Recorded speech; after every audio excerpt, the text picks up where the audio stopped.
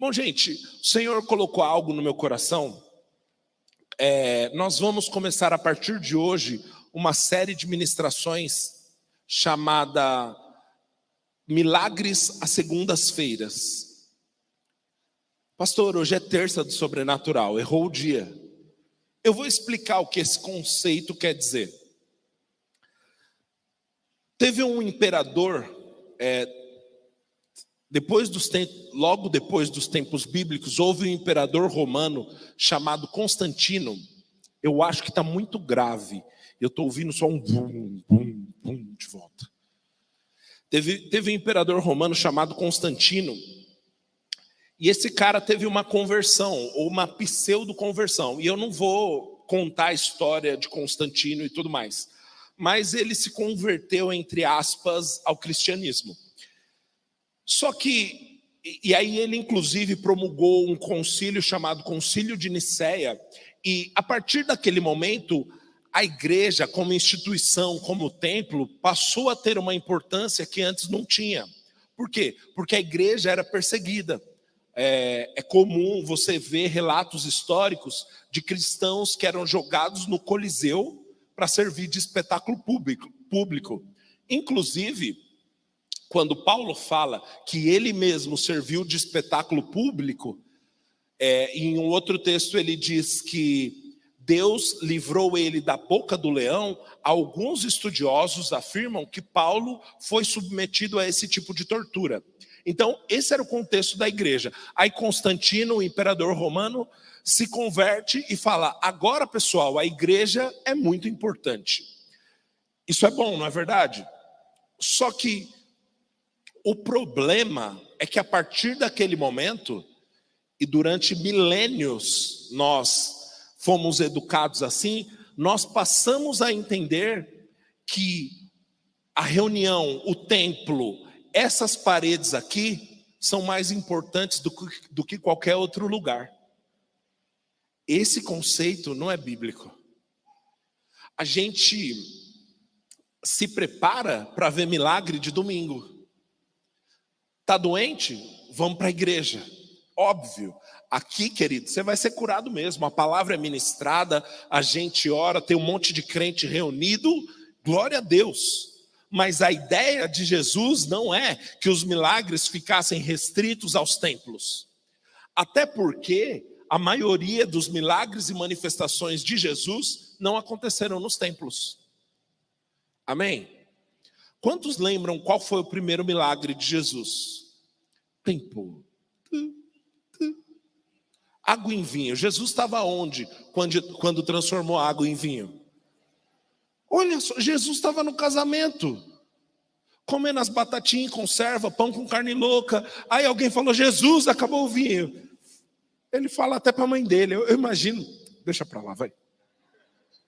Mas só para ilustrar, né? Imagina Jesus de boca cheia. O que eu tenho a ver com isso, que acabou o vinho? Mas Jesus, ele estava num ambiente, num contexto natural. Vamos ler esse texto? Está lá em João 4. João 4, a partir do versículo 19. Você conseguiu entender o porquê milagres às segundas-feiras? Porque a ideia não é que você viva milagres, que você veja o sobrenatural de domingo à noite, de terça à noite, quinta à noite no REC, quinta de manhã no IADA. Não, querido, é uma vida de sobrenatural, amém? Então, João 4, versículo 19. A mulher então lhe disse: agora, estou lendo o texto errado, é João 2, versículo 1. 3 dias depois, houve um casamento em Caná da Galileia e a mãe de Jesus estava ali. Jesus também foi convidado, viu? Jesus não é penetra. Jesus também foi convidado com os seus discípulos. E outra, ele foi convidado e os discípulos também. Ele não levou o povo de bicão. Todo mundo convidado. Seus discípulos para o casamento. Tendo acabado o vinho, a mãe de Jesus lhe disse: eles não têm mais vinho. Deixa eu te contar um contexto aqui. Nessa época era muito comum que uma festa de casamento durasse 7 dias. E você acha que você manja fazer festa com seu churrasco e água tônica, né? 7 dias de churrasco.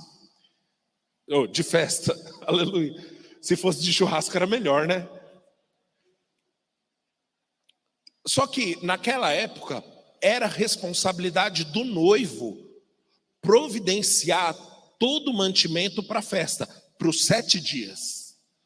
Pensa aí, você que já está fazendo conta para casar, aí pensa, tem que ter 7 dias de festa, tem que ter comida e bebida para os 7 dias, e se acabasse, a família da noiva poderia processar o noivo. Pensou um negócio desse? Renzo vai casar com a Ingrid, acaba a água tônica. Vai a família da Ingrid e processa. Coloca o nome no SPC e no Serasa.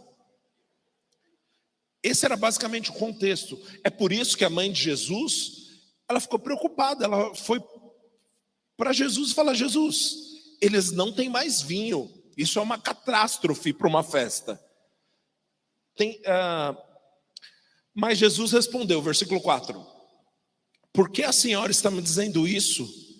Ainda não é chegada a minha hora. Não é meu tema aqui, mas querido, deixa eu só colocar uma pulguinha atrás da orelha. Você já parou para pensar sobre o ministério de Jesus? Espero que sim, né? Se é crente, espero que você tenha pensado no ministério dele. Mas Jesus, ele teve 3 anos e meio para mudar o curso da humanidade. Você já viu na Bíblia Jesus apressado? Correndo, na correria? Não, tem muita coisa para fazer, tem uns e-mails para responder, o WhatsApp, e o cliente mandou orçamento. Não. E aqui, quando alguém estava chamando Jesus, vai lá, a bola está quicando dentro da área, Jesus, ainda não é o tempo. Que consciência maravilhosa sobre tempo. Mas não é meu tema de hoje, então fica aí para você ficar refletindo sobre isso. Ainda não é chegada a minha hora. Então ela falou aos serventes: façam tudo o que ele disser. Estavam ali 6 potes de pedra, que os judeus usavam para as purificações. Em cada um cabia cerca de 100 litros. Tem gente que acha que Jesus transformou um copo de água em vinho, né? Querido, 6 barris de 100 litros. Um pouquinho de vinho, né? Jesus lhes disse: encham de água estes potes. Eles encheram totalmente. Então lhes disse: agora tirem um pouco e levem ao responsável pela festa. Eles o fizeram. Quando o responsável pela festa tirou a água transformada em vinho, ele não sabia de onde tinha vindo, por mais que os serventes que haviam tirado a água soubessem. Chamou o noivo e lhe disse: todos costumam servir primeiro o vinho bom, e quando já beberam muito, servem o vinho inferior. Você, porém, guardou o melhor vinho até agora. Assim, em Caná da Galileia, Jesus deu início aos seus sinais, e manifestou a sua glória, e os seus discípulos creram nele. Querido, Jesus não começou os seus sinais no templo, na sinagoga. Ele começou numa festa. A ideia de Jesus não é que os crentes vivam e vejam e provem de milagres somente quando estão reunidos. Pastor, quer dizer que eu não preciso mais congregar? Não, querido. Não se trata disso, até porque a Bíblia fala, deixa eu mostrar, Hebreus 10, versículo 25. Conselho bíblico aqui, ó. Não deixemos de nos congregar. Ou seja, a minha ministração aqui não é desculpa para você falar assim: eu não vou mais congregar. Não, o texto está dizendo: não deixemos de nos congregar como é costume de alguns. Pelo contrário, façamos admoestações, isso é, lembre as pessoas, anime as pessoas, advirta as pessoas, que ainda mais agora que vocês veem que o dia se aproxima. Volta lá, eu li errado. Ainda mais agora que vocês veem que o dia se aproxima. Está vendo que o dia está com D maiúsculo? Está falando sobre a volta de Jesus. Então ele está falando, agora que vocês estão sabendo que ele está voltando, congrega mais. Amém? Quantos amam a palavra de Deus? Quantos estão dispostos a obedecer a palavra de Deus? Então a gente pode fazer mais um culto. Brincadeira, brincadeira. Mas a gente precisa pensar, porque o texto está dizendo: congregue mais, quanto mais você vê que aproxima o dia. Esse texto foi escrito há 2000 anos atrás. Se aquela época o dia estava se aproximando, imagina agora. Fica para reflexão na amada igreja. Agora, o contexto, o que eu quero dizer é: Jesus, ele não esperava que o sobrenatural ficasse restrito ao templo, ficasse restrito ao ambiente de igreja. A ideia de Jesus é que o sobrenatural nos acompanhe onde quer que nós formos. Durante muito tempo, as pessoas procuravam, e na antiga aliança, de fato, existia o lugar certo para adorar. Deixa eu ler esse texto aqui, em João 4, versículo 19. Está recebendo algo bom?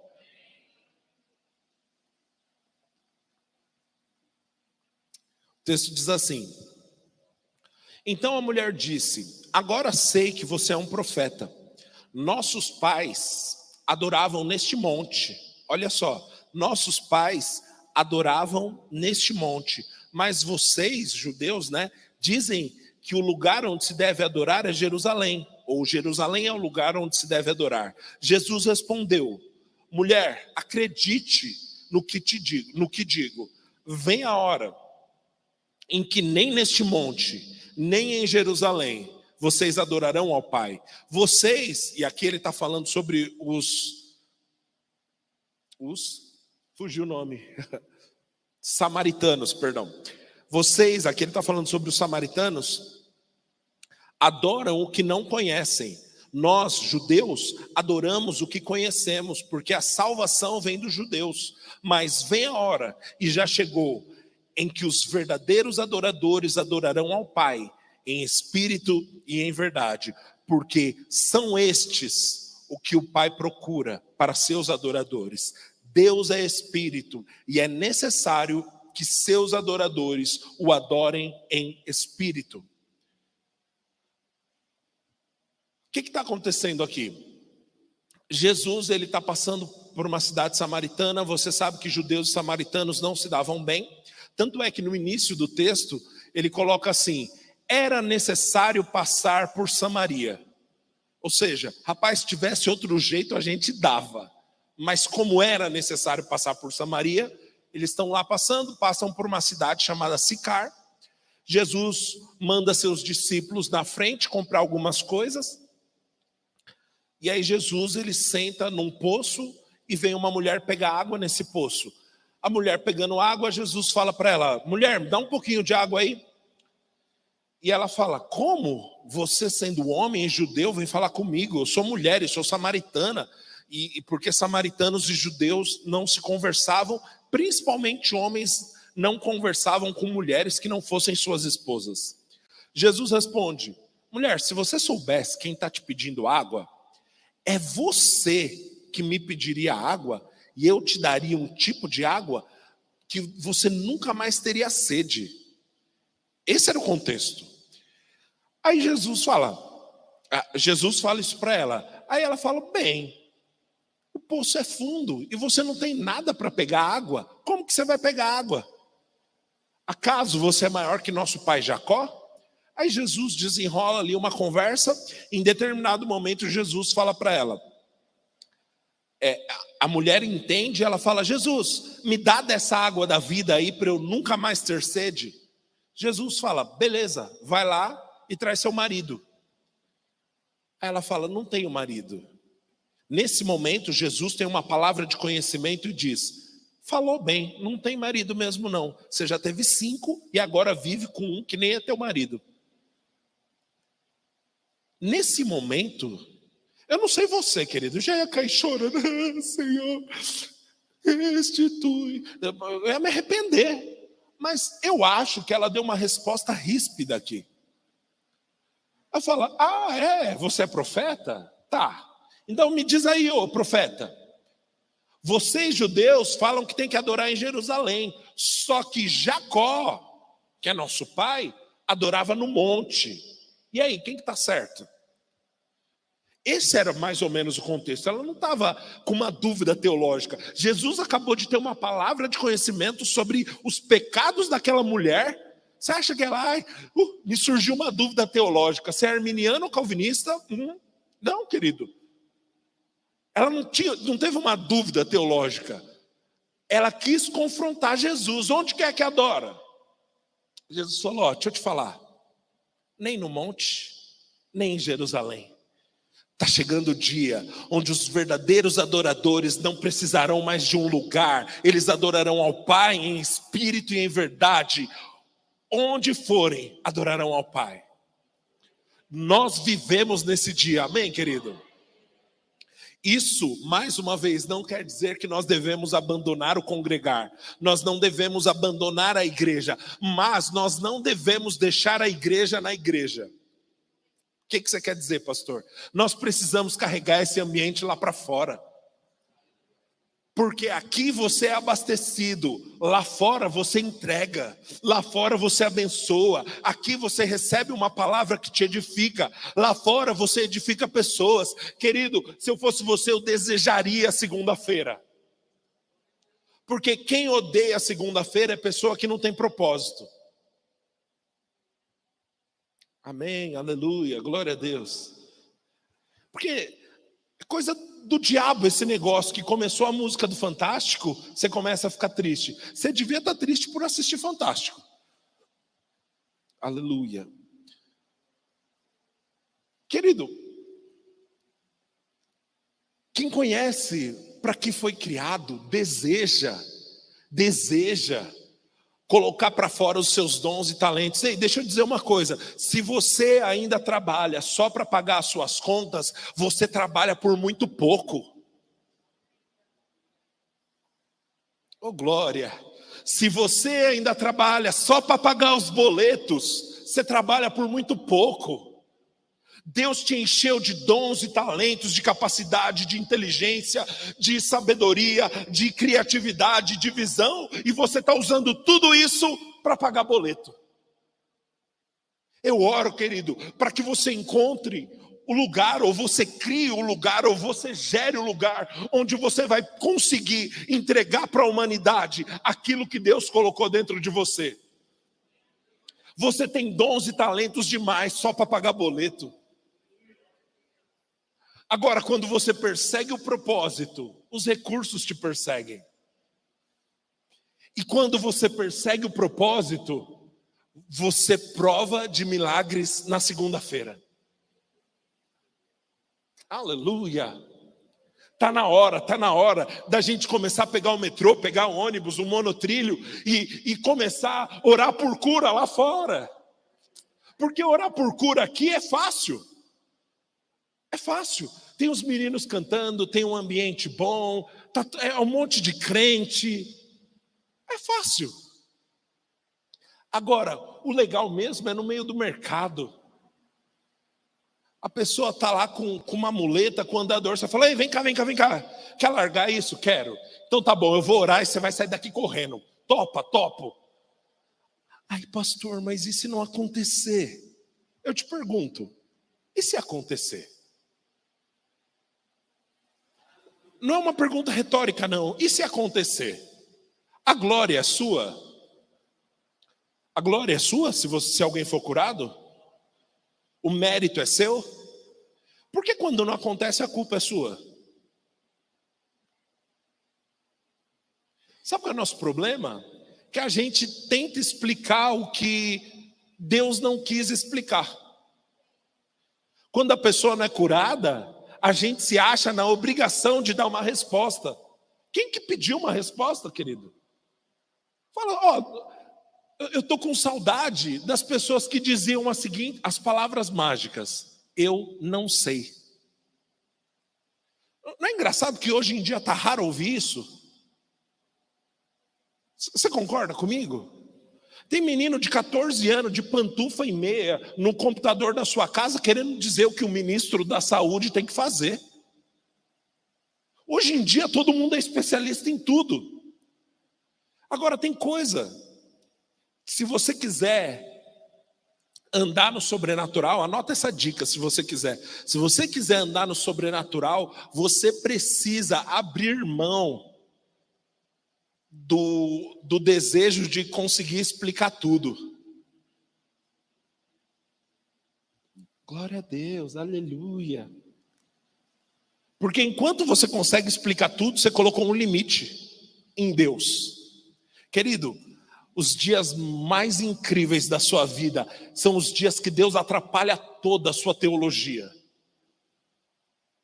Você fala, rapaz, eu não sei explicar não. Já teve dias, querido, de eu conhecer a história de duas pessoas. Um era crente raiz, sabe crente dos bons? Que ora, jejua, lê a Bíblia, de Deus. E o outro camarada tinha a vida toda bagunçada, mas não era bagunçadinha, era bagunçada com força, sabe? Bem bagunçada. Os dois buscavam receber algo da parte do Senhor, e eu não vou entrar aqui sobre o que era. E eu vi aquele que estava com a vida toda bagunçada recebendo de Deus, e o outro não. E aí ele veio assim para mim, Dedé, por que isso aconteceu? Eu coloquei a mão no ombro dele, olhei profundamente nos olhos dele e disse palavras de sabedoria. Eu disse, sei lá. Quando eu não sei. Mas eu acho maravilhoso quando Deus bagunça a nossa teologia só para mostrar que Ele continua sendo o Senhor, só para mostrar que os pensamentos dele são mais altos que os nossos. Oh, aleluia. Querido, tem dias que não tem explicação. Glória a Deus. Você está recebendo algo bom? Agora, se você quer provar do milagre, se você quer provar de uma vida cotidiana de milagres, você precisa abrir mão dessa gana de querer explicar tudo. A Bíblia, eu acho que é Efésios 3, pode ser o versículo 18. Efésios 3, 18. Isto para que com todos os santos vocês possam compreender qual é a largura, altura, comprimento e profundidade. E conhecer, e aqui eu já preguei algumas vezes sobre esse texto, a palavra grega usada para conhecer aqui é a palavra gnosco, que traz uma ideia de conhecer a partir de uma experiência. Então, volta para o 18. Aqui a palavra compreender significa entender com a mente, captar com a mente. Então, compreender com a mente, altura, largura, comprimento, profundidade, altura e profundidade, e experimentar o amor de Cristo que faz o quê? Excede a todo entendimento. Como que você conhece o que vai além do conhecimento? Como que você conhece o que vai além do entendimento? Sabe o que isso significa? Que tem coisas que nós não entendemos. Pastor, você é contra estudar a palavra? Querido, se você congrega aqui há um tempo, você já sabe a resposta para isso. Eu acho que a gente tem que estudar mais. Eu acho que a gente tem que mergulhar mais. Eu acho que a gente tem que se dedicar ainda mais às Escrituras. Mas nós não vamos estudar as Escrituras para nos tornar técnicos em Deus. Nós não vamos estudar as Escrituras para ficar soberbo com o nosso nível de conhecimento. Nós vamos estudar muito as Escrituras para dizer, Senhor, é além da minha mente. Simplesmente por amar o nosso Senhor. Eu não ia falar nada disso, acredita? Mas é o tipo de coisa que a gente não sabe explicar, não é verdade? Agora, Deus nos faz um convite de viver uma vida de sobrenatural no cotidiano, de sobrenatural no dia a dia. Eu oro, querido, para que no seu trabalho, na sua faculdade, ou seja lá, as suas atividades da semana, você encontre o propósito de Deus ter te colocado ali. Oh, aleluia. Sabe, tem dias que você acha que você está cumprindo só uma agenda profissional. mas Deus, ele tem uma agenda própria. E como é bom quando a gente consegue entender. Eu lembro de um dia, eu já tinha terminado o meu trabalho, eu já tinha terminado o que eu tinha para fazer, e eu estava trabalhando, e beleza, minha sala ficava aqui, e ali ficavam as baias do time de vendas. E eu estava lá com a porta aberta, e uma menina que é crente, chama Fernanda, inclusive, enfim, ela estava lá, e eu estava trabalhando, e veio no meu coração, a Fernanda ainda não recebeu o batismo com o Espírito Santo. Rapaz, isso é hora, eu estou terminando meu relatório aqui. Na verdade, esse relatório não tinha nem urgência, eu nem sei porque eu fiquei até tarde lá, mas Deus sabe. Fernanda, eu sei que você é crente, né? Você já recebeu o batismo com o Espírito Santo? E ela fala assim, ai amigo, não. Eu falei, pois então, fica de pé aí, eu vou orar por você, você vai receber. Ela, e funciona assim? Funciona. Eu comecei a orar, a menina começou sapatear lá no meio do escritório, graças a Deus não tinha outras pessoas, né? Mas essa menina se formou o ano passado no Rema, teve uma filha linda, está congregando aqui em São Miguel. Que bênção, querido, porque naquele dia eu achei que minha função era só fazer um relatório, mas Deus tinha outros planos para o ambiente de trabalho. Eu vou dizer essa frase de novo, querido, se você trabalha só para pagar boleto, você trabalha por muito pouco. Seu tempo vale mais do que isso. Eu desejo trabalhar todos os dias para a glória do meu Senhor. Ah, pastor, então quer dizer que a gente tem que ir para a igreja? Justamente isso, não. Poucas pessoas vão desempenhar a minha função aqui na igreja. Nessa igreja só tem um púlpito. E geralmente quem vai estar aqui sou eu mesmo. E se a sua vida for para viver, para conseguir ficar atrás desse púlpito, você vai ser uma pessoa frustrada. Agora, se no ônibus você fizer o seu púlpito, se no Uber você fizer o seu púlpito, se no metrô você fizer o seu púlpito, querido, você vai ministrar bastante. Jesus, quando ele disse, ide fazer discípulos de todas as nações, ele não estava falando com ministros do evangelho. Aliás, ele estava falando com ministros do evangelho, mas não os profissionais. Ele estava falando com toda a igreja. Ele estava falando com todo o corpo. Você é tão responsável quanto eu por pregar o evangelho. Eita, tá sentindo o peso da responsabilidade aí? Sinta mesmo. Você é tão responsável quanto eu por anunciar Jesus. Aleluia. Quantos aqui creem? E aqui é uma pergunta para quem é membro dessa igreja, tá? Se você não é membro dessa igreja, eu não estou falando contigo. Mas quantos aqui que são membros dessa igreja creem que foram plantados por Jesus aqui? Levanta a sua mão. Você crê nisso, né? Legal. Você é tão responsável quanto eu por lotar essas cadeirinhas vazias. Responsabilidade nossa. E naquele grande dia, vocês não vão prestar contas para o Dedé, vocês vão prestar contas para o Supremo Pastor, que inclusive conhece o nosso coração, que inclusive sabe quando a gente está dando desculpa ou não. Aleluia. Queridos, nós fomos chamados para viver por um propósito. Que coisa boa é viver por propósito. Sabe, eu louvo a Deus porque eu tenho muito claro na minha cabeça que a ideia de ter uma igreja não é minha. Foi ideia dele. Eu não pedi por isso, eu não orei por isso. Eu até orava, Senhor, planta uma igreja nessa região. A Sueli e a Martinha estavam lá quando a gente fazia as reuniões aqui na casa do irmão Edivaldo. Eu até orava assim, Senhor, planta uma igreja nessa região, manda um pastor dos bons para cá, aleluia. Era o máximo. Eu não sabia que Deus queria que eu imaginava, né? Que Deus estava falando, esse cara é você.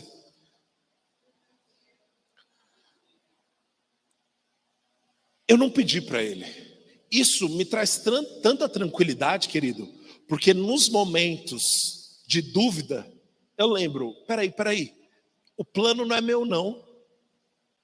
Senhor, o Senhor me colocou aqui, o Senhor inventou essa história, meu trabalho é obedecer e assistir Ele fazendo. Isso é viver por propósito, querido. Se você obedece à vontade de Deus, você não vai ficar preocupado se vai faltar ou vai sobrar amanhã. Você vai saber, Senhor, eu só estou te obedecendo, responsabilidade é sua, Pai. Aí não tem lugar para preocupação, para ansiedade, para estresse. Por quê? Porque o seu trabalho é só obedecer e confiar que Ele provê. Oh, aleluia. Jesus, certo momento, falando com uma multidão, Jesus fala, o pessoal está aí há tanto tempo, vão ficar com fome. Dá comida para eles. Aí os discípulos falam, mestre, tem bastante gente aí. Tinham 5.000 homens.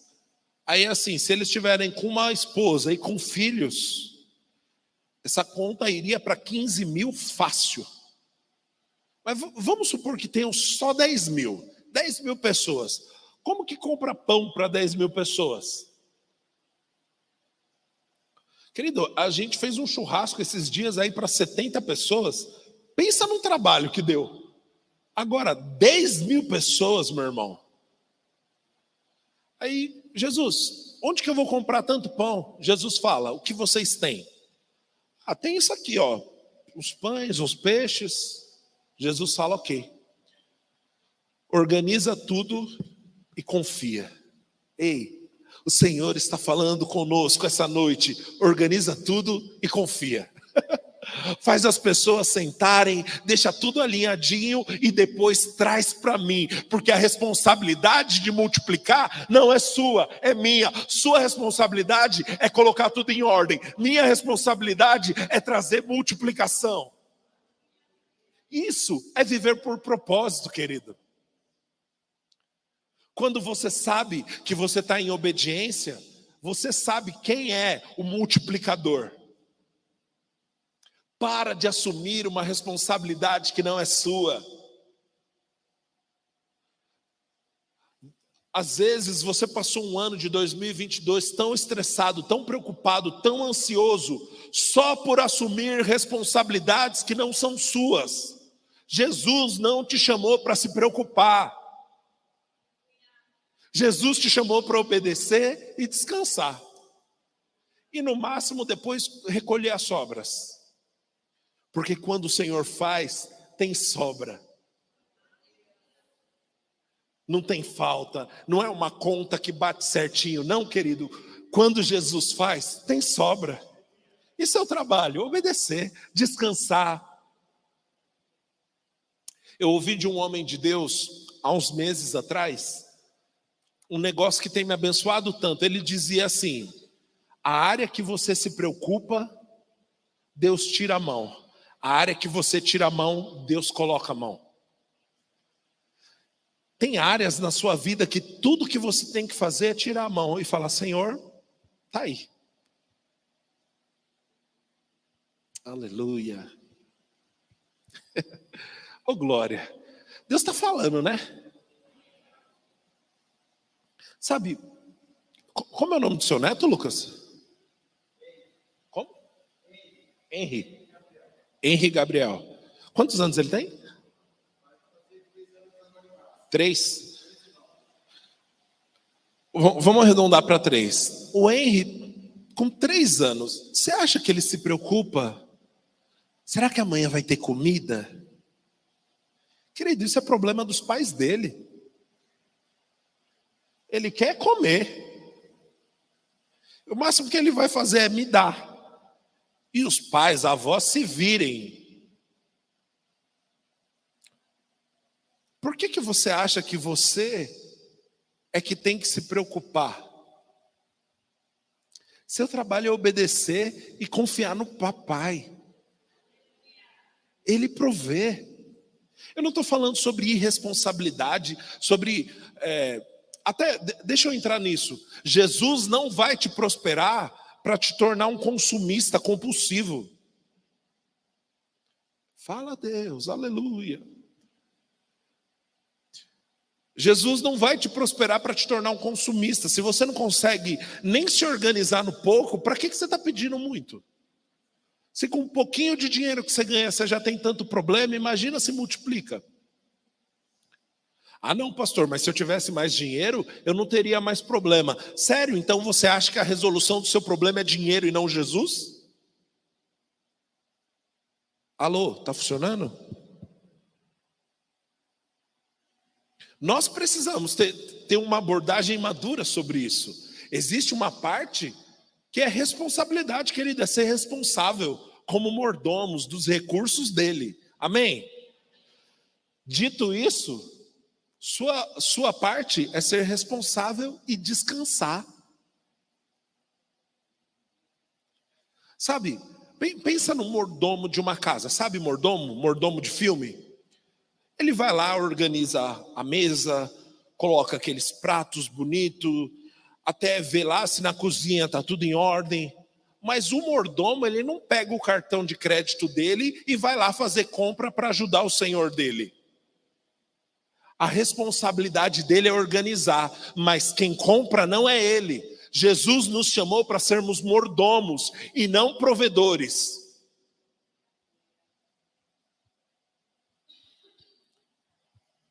Esse era um bom momento para dar glória a Deus, aleluia, tal. Enquanto você não largar essa gana de querer controlar tudo e ser o provedor de tudo, dificilmente você vai vencer essa preocupação e estresse. Eu sei que é difícil, né? Pressão, meu amigo. Aí você fala, rapaz, eu vou ouvir uma boa música e ficar tranquilo. Às vezes é isso que o seu pai espera. Amém? Deus espera que vivamos milagres no contexto natural. Milagres sobrenaturais em ambientes naturais.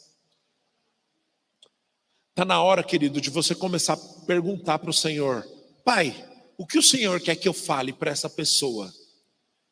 Quantos aqui pegam Uber uma vez por semana? Beleza, 3 pessoas. Quem pega Uber uma vez por mês? Aumentou. Quem pega Uber no máximo uma vez por ano, aí poucas vezes? Beleza. Então todos vocês que usam Uber, porque, né, a maioria alguma vez usa Uber. Que tal você fazer um compromisso de cada Uber que você entrar orando, falando o seguinte: Senhor, o senhor quer falar alguma coisa com ele? O senhor quer falar alguma coisa para essa pessoa? E decidir nunca descer de um carro sem orar pelo motorista. Porque às vezes, e infelizmente isso acontece mais com as nossas irmãs por motivos óbvios, entra no Uber com receio, né? Não, quem será esse cara? Não, quem será essa pessoa? Por que você não entra, rapaz, independente de quem for? Eu sou a resposta de Deus para a vida dessa pessoa. Eu vou entrar lá e eu vou ter uma palavra para essa pessoa e a vida dela vai ser transformada. Pastor, eu não pego Uber, mas pega ônibus. Então, lá tem bem mais pessoas. Dá para se divertir bem mais. Mas, querido, você precisa entender que da porta para fora dessa igreja é seu campo de trabalho. É seu ministério. Amém? Por onde você for, proclame Jesus. Por onde você for, faça-o conhecido. Por onde você for, seja uma resposta de Deus para a vida das pessoas. Amém? Sabe, eu ia ler um texto, mas já acabou meu tempo. Em Atos 7, o que está acontecendo? Atos 6 é instituído os diáconos da igreja, os primeiros diáconos. Entre eles estava um camarada chamado Estevão. Estevão, um homem poderoso, cheio do Espírito, acaba sendo apedrejado até a morte. E a partir dali começa uma perseguição à igreja. E aí que a gente chama de diáspora, né? É uma dispersão. Quem ficou em Jerusalém? Somente os apóstolos, o resto da igreja vazou. Por quê? Porque estava sendo perseguido. Se ficasse em Jerusalém, ia morrer. E eles começam a sair. Mas, querido, é nesse momento que o evangelho explode por todas as nações daquela região. Por quê? Porque por onde eles iam, anunciavam Jesus. Felipe era um diácono, o cara servia as viúvas. E agora ele passando por Samaria, cidades inteiras paravam para ouvir ele. Sabe, o que eu acho maravilhoso, que Felipe não teve um chamado missionário, ele não ouviu uma voz do céu, vá para Samaria. Não, Felipe estava fugindo da perseguição. Rapaz, já que eu estou passando aqui por Samaria, vem cá. Ó, deixa eu falar para vocês de Jesus. Começa um avivamento naquela cidade, porque um homem de Deus estava passando por ali. Quantas vezes você pega o mesmo ônibus, você vê as mesmas pessoas, você tem os mesmos colegas de trabalho e nunca abriu a sua boca? O Senhor está nos chamando para fazer de 2023 o ano do nosso ministério. É o ano do seu ministério acontecer. Qual ministério? Anunciar Jesus. Onde, pastor? Onde você for. Vai trabalhar, anuncia Jesus. Quer saber uma estratégia boa para anunciar Jesus? Ninguém quer saber, né? Mas eu vou falar mesmo assim, você já sabe. Experimenta não murmurar. Experimenta não reclamar de nada. Querido, isso é quase uma ofensa para o mundo. Vai, com que pode você não reclama de nada? Ele sou feliz com Jesus. Oh, aleluia. Rapaz, mas você não está vendo? O chefe não veio, não pagou, deu problema, o cliente reclamou. Tranquilo, meu provedor é Cristo. Não, mas de novo esse problema acontecendo, e a política, e o governo, e... Tranquilo, a minha pátria não é daqui. No final, os justos vão vencer, no final dá certo, a igreja do Senhor avança. Que tal uma vida sem murmuração, para anunciar Jesus? Aí, eu te garanto, faz isso durante um mês, sem errar. Em um mês, seus colegas de trabalho vão ficar com raiva de você, ao ponto de falar, o que você tem? Você é feliz demais. Pronto, ótima oportunidade. Deixa eu te contar a fonte da minha alegria. Jesus. Você já experimentou não reclamar na fila de um banco? Experimenta, querido. É maravilhoso. Porque quem está na fila de banco, né? Graças a Deus pelos bancos digitais. Porque misericórdia, o lugar abençoado é banco, né? Porque quem está na fila do banco não quer reclamar sozinho, não quer ficar descontente sozinho. Quer você reclamando junto. A pessoa não reclama do caixa para o caixa. Ela vira para trás e fala, tá vendo? Bem no horário do almoço, deixa uma pessoa só para atender.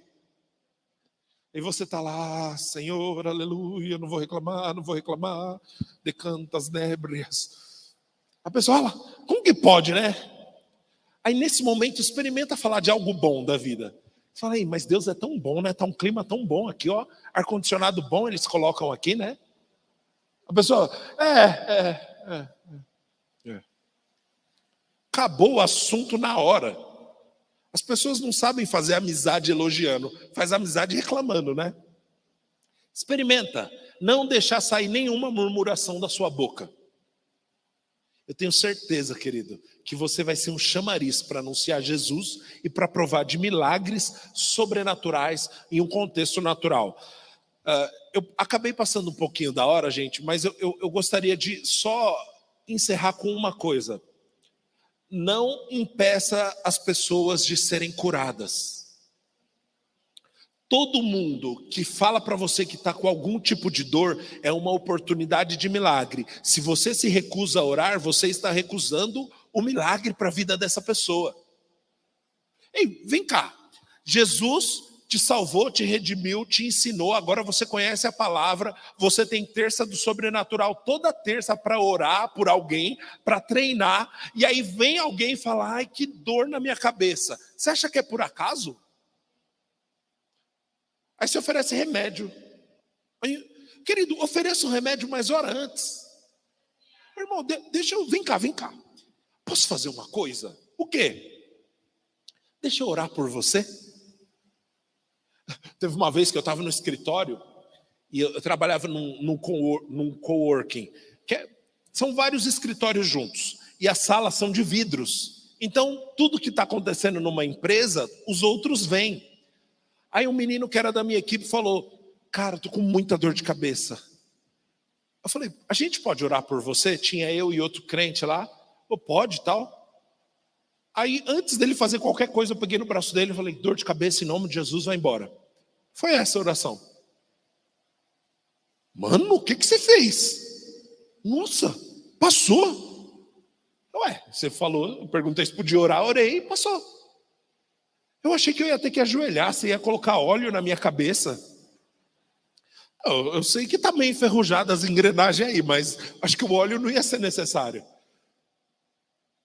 Está vendo a visão que as pessoas têm de igreja? Agora, aquele menino provou de Jesus. A história daquele menino, chateado com a igreja, o pai pastor, o irmão ministro, e ele odeia crente, mas foi curado por Jesus. E agora?